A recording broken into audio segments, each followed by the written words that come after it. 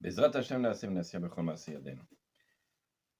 Quelqu'un qui a fait un mauvais rêve, pardon. Cette semaine, quelqu'un m'a envoyé un message en me disant, voilà, j'ai rêvé de quelque chose qui est un peu spécial et pouvez-vous me dire ce qu'il en est? Sachez que dans le Siman Resh Kaf, dans le Shulchan Aruch, il est rapporté comme ça que celui qui a un mauvais rêve, il devra aller devant un Bedin et dire, Halom, Tov, Halamti, j'ai fait un bon rêve, j'ai fait un bon rêve, j'ai fait un bon rêve.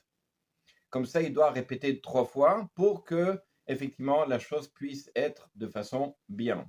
Dans la Gemara Brachot, comme ça, c'est rapporté dans le Chet, que justement, la façon dans laquelle on va expliquer un rêve, comme ça va se passer. C'est la raison pour laquelle, lorsqu'on a un mauvais rêve, il vaut mieux se taire, ne rien dire. Et si vraiment on a besoin de sortir ce rêve, on ne se sent pas bien et de le dire à quelqu'un, il faut le dire à quelqu'un dans lequel on a absolument confiance en lui, comme par exemple les parents, etc., dans lequel tout de suite ils vont dire c'est un bon rêve. Pourquoi? La Gemara dit parce que le rêve ira d'après l'explication que l'on donne. Si l'on a dit que c'est un rêve qui est négatif, malheureusement, ça sera négatif. Si l'on dit que on donne une explication qui est positive, ça ira, Baruch Hashem, comme cette explication.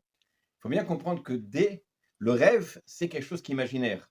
Mais dès qu'il devient en parole, automatiquement, il prend une réalité. D'ailleurs, la Gemara, elle dit que si une femme, elle dit à son mari, je suis impure, alors qu'elle est pure, on devra la croire, et même si elle est pure, elle dit non, je me suis trompée, elle sera considérée comme impure. Pourquoi? Parce que la parole, elle a donné une réalité. Et comme ça, c'est rapporté dans le Shulchan Aruch, dans Yoredea. C'est la raison pour laquelle il faut faire très attention à la façon dans laquelle on parle et on interprète les choses. Vous savez ce qu'il dit le Ben Ishraï dans Rav Pe'alim? Il dit une femme qui a dit pour mentir comme ça, pour plaisanter, je suis impure, si elle n'a pas les moyens de prouver comme quoi elle est pure, elle sera impure et elle sera obligée d'aller au mikvé. Et là-bas, le Ben Ishraï dit, même si la femme dit, mais enfin, je ne vais pas aller au mikvé, qu'est-ce que j'ai? Le Ben Ishraï dit, elle sera obligée de faire même la bracha en allant au mikvé, alors que pourtant elle n'a aucune impureté parce qu'elle a simplement menti. Mais comme elle a sorti de sa bouche comme quoi elle est impure, comme ça c'est.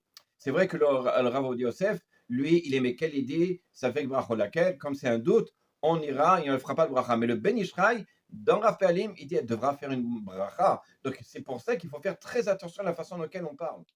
Il y a un cas qui est connu. C'est si, par exemple, il y a deux témoins qui viennent et disent cette viande-là, c'est la viande qui est de viande de cochon, qui est viande interdite.